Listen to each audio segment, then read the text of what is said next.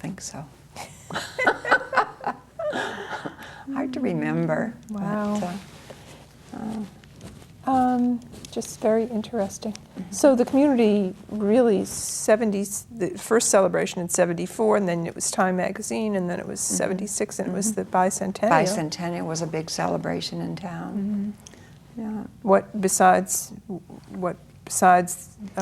Well, there was a committee that arranged many different functions, and I know they had a big thing on the lawn of the Burgess Museum.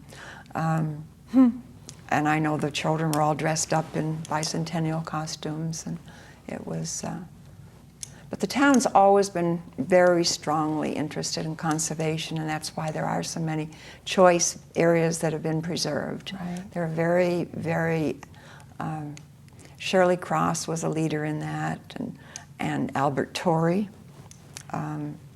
who was director of the game farm for quite a while, and he was chairman of our conservation commission, and they purchased many parcels. I know the one down by Sandy Neck they purchased at that time, and to keep it from being developed. So that is a wonderful thing about Sandwich. And then across from the police and fire station, that island, Brady's Island, that was purchased by the Conservation Commission and preserved. And well, there are many more. They did a lot. It was a very good group to be associated with. Was that land it was land that was uncultivated? Most of it was just uncultivated land that they purchased these I think so, but I think Brady's Island, I believe there had been a house there.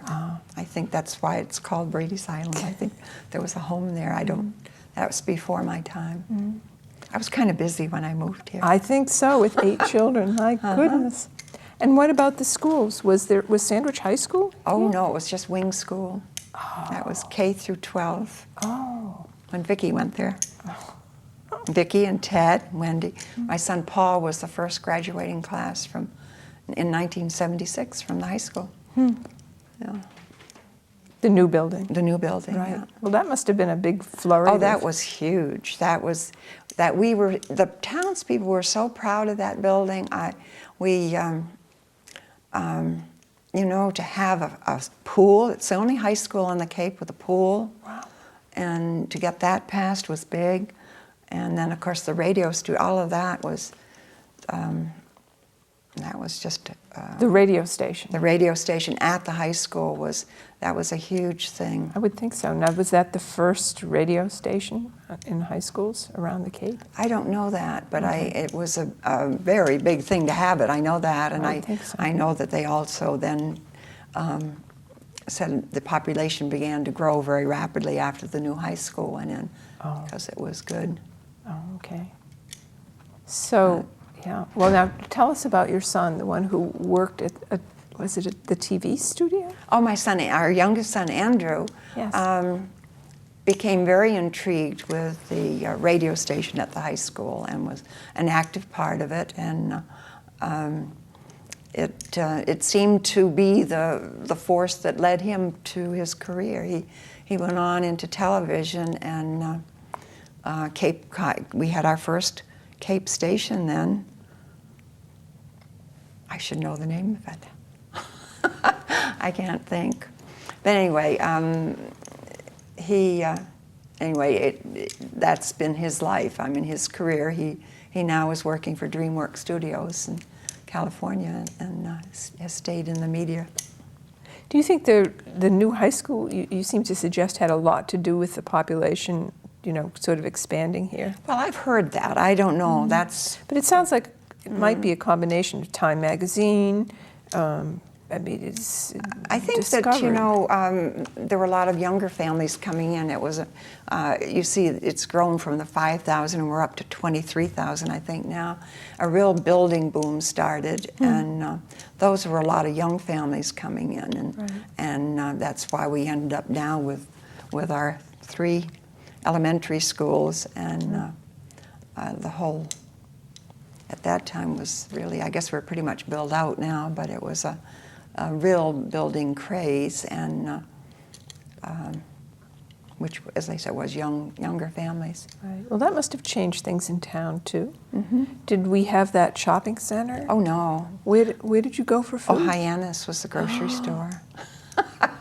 And of course, I remember moving here and with our large family, and goodness, they thought it was so exciting. We were going to live next door to the Colonial Market, it was called then. And I remember saying to them, just because we're going to live next door to a store and we run out of something, we're not going to go up there for everything. Because I hadn't lived that way before. We had lived in, our last home was in Connecticut, out in Canterbury, Connecticut, in a country area. And I didn't want them running to the store all the time. What we call now a convenience store. Yeah. Right, Yeah. right. So you had to go to Hyannis. Yep. Where was the store in Hyannis? Well, there was an A&P in Hyannis and a First National store. Oh, okay. Where were they? Well, over near where the fire department is now. And there was a Mars. Mars was the first, like what we have Walmart now, but they had a Mars. That was exciting. Kids liked to go there. Well, the mall wasn't created yet. Oh, was no, it? no mall. No.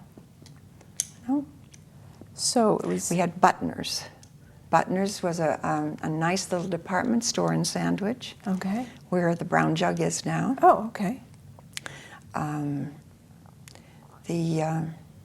And Russell's Market on the corner, that was a local grocery store, and a nice meat counter. And Colonial Market had a good meat counter department next to us. But no, it was for your staples and for your large grocery shopping, which I did. It was Hyannis. That's a long trip. We had groceries, right? So you had things in Sandwich as well at the time, right? How about the other stores there that are no longer there that were important in Sandwich? The hardware store was where it was McDonald's hardware store, which is now the Kraft and right on Main Jarvis Street, next to Russell's. That was a very busy hardware store. And then in East Sandwich, we had a hardware store at the post office. Oh, okay. Those were our essentials. It seems funny now, but it worked. Sure, of course. And the fire station that's in East Sandwich that's not being used now, was that there too? Yeah, It was. that was used. Okay. Yeah. Oh, interesting. How do you think the town has changed besides getting larger? All these young families came in, so now you have other generations that have grown up here. Well, I think that's, with the schools, they've expanded because of that, and that's changed with certainly a lot more activity that way and programming. The Heritage Plantation came in after. So that was private up until then? The grounds there were just private? It was the Dexter estate. Right. Yeah. But now, okay, but places like the Jam Kitchen go way back, right? Oh, Greenbrier Jam Kitchen, that Right. started back in 1903, so Right. that's been... That was there. Yeah, and she had it's a tea room. She had a tea room there. Oh, that's true. Yeah. Yes. And that was an exciting thing for us because we found so much interest in the Thornton Burgess books and the society as it formed, and we hired a naturalist to do programming along the lines of what Burgess taught, with the Wonderful. the stories and always the facts, the actual nature facts within his stories. And so we hired Stu Parsons, who was just a young fellow then. He and his wife Kathy had been up at Manomet as interns, and then Stu was working in Hartford, and I enticed him to come to Sandwich and work for the Burgess Society, which was, we really didn't have a home base, but we worked out of my kitchen. Oh. And, but he did marvelous programs in the schools, and it was wonderful for the children. Absolutely. Taking the live animals in. We raised the skunks that he then took into school. It was something you could do then. And then we learned that Martha Blake, who had been running the jam kitchen for many years, she'd worked there since she'd been a young lady, and she had run the business for a good number of years. She was going to retire. And we had already learned, we had done the briar patch and had that established and realized the significance of that area. And Martha told us how Thornton Burgess used to visit Greenbrier. Oh. And Rosanna Cullity was a good friend of Martha Blake's, and we went and talked with her one day, and she said yes, she was going to sell the place. Oh. And we asked her if we could have first option on it, and so the Burgess Society bought it. And we were able to do that because we had started these little glass cup plates. Do you know anything about those? No, I don't. Well, Pearpoint Glass, all in this same time frame, moved to where they are now on the canal in Sagamore. And they started doing hand-pressed lead crystal cup plates. Mm-hmm. Now, a cup plate is a little glass dish mm-hmm. that had its significance when teacups were handleless. You know all of that. Well, yeah, we love to hear more about it. Well, tea was served in a cup and a rather, almost a little bowl for a saucer before they put applied handles on cups. And they needed a little extra plate in order to rest the teacup when they would pour their tea into the saucer to let it cool so they could drink. And etiquette allowed them in those days to drink from their saucer. So you needed some place to rest your cup. So they started making these little fancy plates. And the Sandwich Glass Company made those back in the 1800s. Yes. And so Pearpoint Glass revived that. They bought some of the old equipment and the old presses and started making them. And then discovered, you could make different images on that. Uh-huh. And Bill Bryden, who was the owner of the Pearpoint Glass Company at the time, did a Peter Rabbit image. Oh. And that was his, actually, he had been Al White, who was a very fine gun engraver, and much beyond that, very skilled artisan, was doing the molds for these plates for Pearpoint. And he had been an admirer of the Burgess stories, and it was his idea to do Peter Rabbit. How wonderful. And they asked if we would like to do some for the Burgess Society. I think so. And that was one of the best fundraisers we could possibly ever have had. That enabled us to buy the Greenbrier property and to do everything that we had done at the time. How long did the fundraiser go on? Oh, many years. We, I should know how many plates we did. I'm going to say 25, in that range, different images. 25 different images. Wow. At least. I'm embarrassed to say I can't remember how many. So we did a lot of the animals, and then we did the sceneries, the briar patch and the smiling pool, and then we did a group of herbs. Wonderful! To get another little dimension in it, and they're lovely. The artistry, of course, with Al White, the skill that he had doing the molds for these plates, the artistry within them is just unsurpassed. I mean, the product itself is lead crystal, and the artisans at Pearpoint Glass Factory just make wonderful, beautiful glass, and it was an appropriate thing for us to do. Absolutely. Oh, you got me started on this. We tied it all together because, of course, the glass factory was very prominent when Thornton Burgess was a boy in town. Of course. And in his autobiography, he told about how his mother, who was widowed,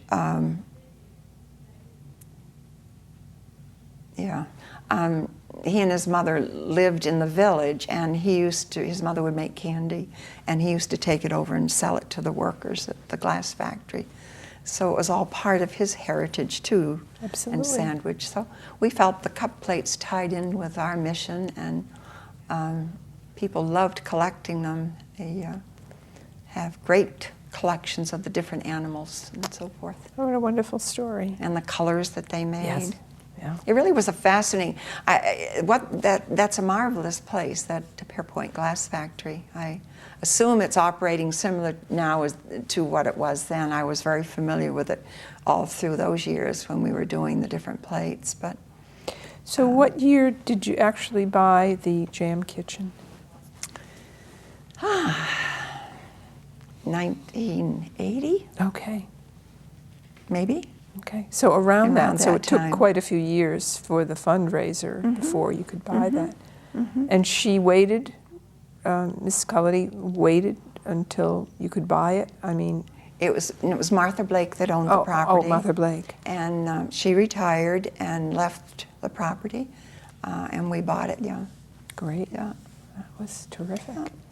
So many of the things Oh, that... and we had a mortgage. We didn't Well, pay of cash course, for it. of but course. We Right, were you had able enough to... to- We had income coming, Right. so that we were able to buy it, to show yes. income, of course. So that whole stretch, you and your group are so responsible for that whole... Well, it all ties together. The Water District property surrounds the Smiling Pool, and that was all, I mean, that's public, the town property. Right. And then Marion Jenkins owned the large house on the corner of Discovery Hill Road and 6A.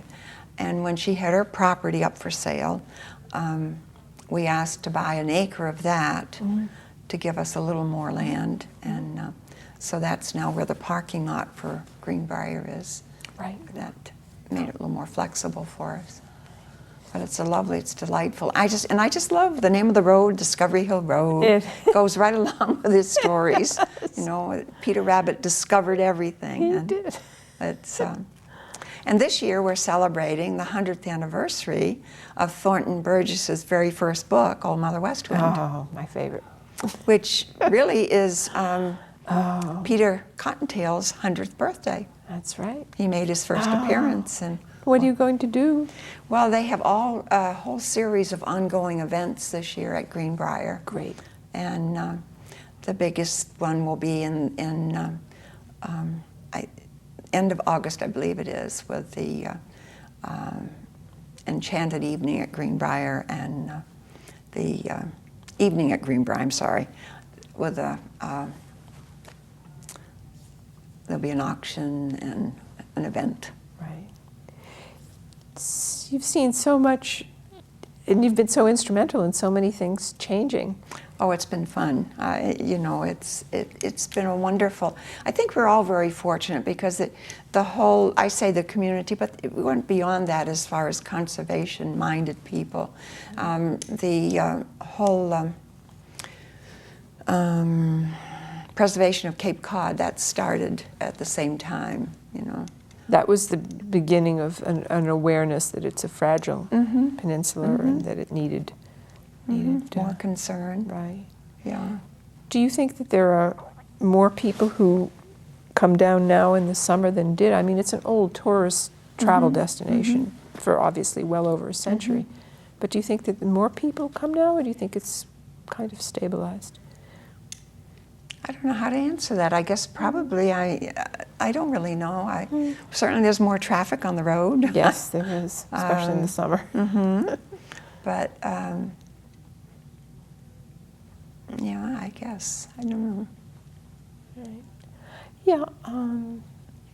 I know we feel that Sandwich, of course, is a destination spot, a nice day trip That's from true. the Boston and Providence areas. That's true. And so all of these organizations and like the Sandwich Glass Museum and the Mill, the whole historic area in town is a nice day trip. Right. Do you remember before this present Daniel Webster Inn? Was there a fire? Was there Yes, we were here for that. So I would guess that was that 1970 I think so. or 71? Something around It was that. soon after we moved here, I know. Yes. I think I'd been there once, you know, with a family. We didn't really go out much. No. But I think that we did go there once before the fire. And I just remember it being a very old building. Huh. And don't Did remember it much. look kind of like the restoration that we now see there? No, It I didn't. don't. No. Well, in a way, I guess. Mhm. I honestly can't answer that. Okay. All right. I don't know. Yeah.